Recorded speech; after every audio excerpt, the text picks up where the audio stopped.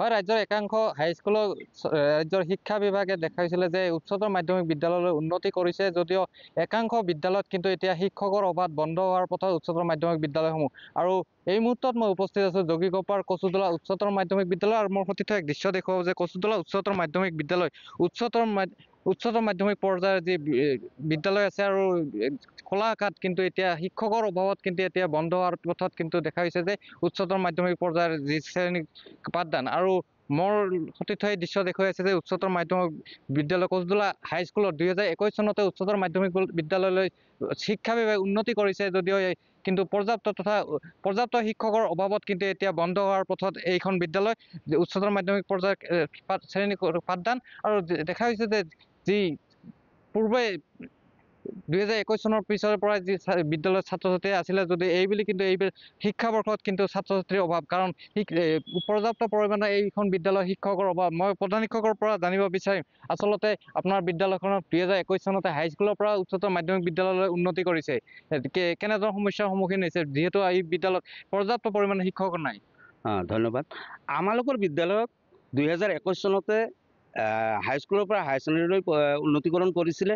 আমি বৰ আনন্দিত হৈছিলোঁ আৰু তেতিয়াৰ পৰাই আমালোকৰ বিদ্যালয়খনত যিবিলাক হাইস্কুলৰ শিক্ষক আছিলে এই শিক্ষকবিলাকৰ দ্বাৰা যিবিলাক MA পাছ আছিলে সেইবিলাক MA পাছ শিক্ষকৰ দ্বাৰাই আমি ক্লাছ কৰিছিলোঁ আৰু ক্লাছ কৰি আমি পাৰ কৰি লৈ গৈছিলোঁ। কিন্তু সময়ৰ সৈতে লাহে লাহে শিক্ষকসকল MA পাছ কৰা শিক্ষকবিলাকে ৰিটায়াৰ্ড হৈ গ'ল, কিছুমানে ট্ৰেন্সফাৰ হৈ গ'ল, হৈ যোৱাৰ ফলত আমালোকৰ পষ্টবিলাক নোহোৱা হৈ গ'ল।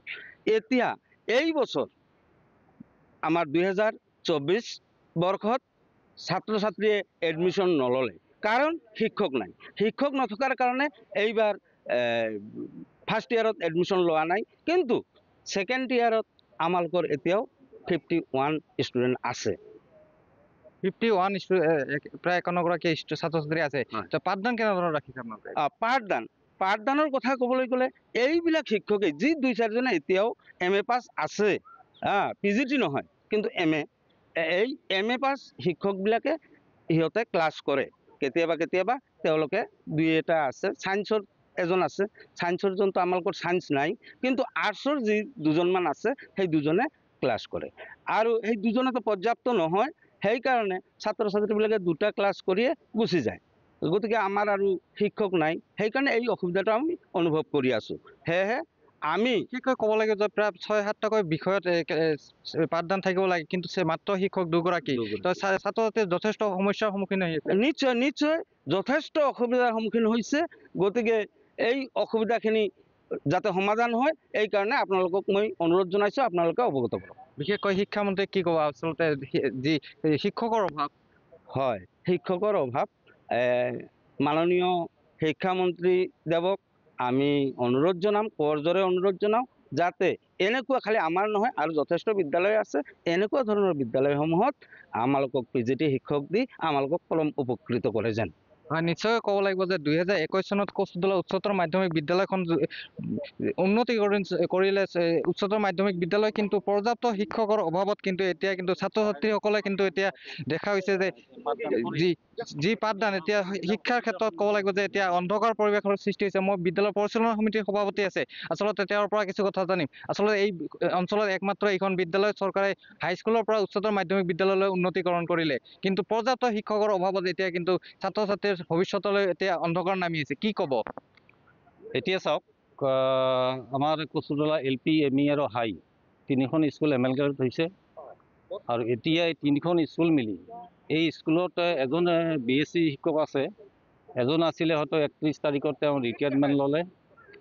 এজন BSc টিচাৰে হয়তো গোটেইকেইটা হয়তো চম্ভালা এটা ঠিক নহয় আৰু আমাৰ যিটো ইয়াতে হায়াৰ ছেকেণ্ডেৰী যিটো উন্নীত কৰিছে এই হায়াৰ ছেকেণ্ডেৰীখন দি আমাৰ এই দুখীয়া ৰাইজৰ, আমাৰ গাঁৱলীয়া ৰাইজৰ যথেষ্ট উপকাৰ হৈছে।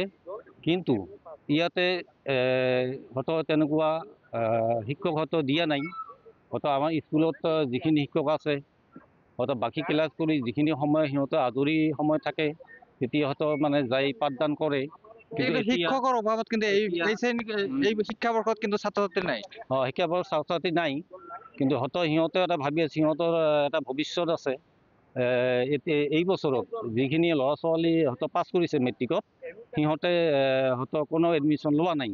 সিহঁতে নলোৱাৰ কাৰণটো হ'ল যে এই স্কুলখনত মানে শিক্ষক নাই। এইটোৰ কাৰণে মানে এডমিশ্যন লোৱা নাই।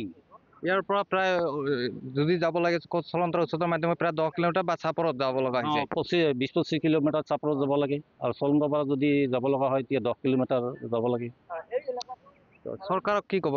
চৰকাৰক মই এইটো ইয়াৰ জৰিয়তে আপোনালোকৰ জৰিয়তে অনুৰোধ জনাম যে যিমান সোনকালে হয় বিদ্যালয়খন বা এই বিদ্যালয়ৰ ল'ৰা ছোৱালীৰ ভৱিষ্যত মংগলৰ কাৰণে, এই গাঁওখনৰ দুখীয়া পৰিয়ালৰ ল'ৰা ছোৱালীৰ মংগলৰ কাৰণে আপোনালোকে যিমান সোনকালে হয় এই বিদ্যালয়খনত শিক্ষক নিযুক্তি দিবলৈ মই অনুৰোধ জনাইছোঁ, আৰু এই গাঁওখন তথা ল'ৰা ছোৱালীৰ ভৱিষ্যত মংগলৰ কাৰণে অনুৰোধ জনাইছোঁ।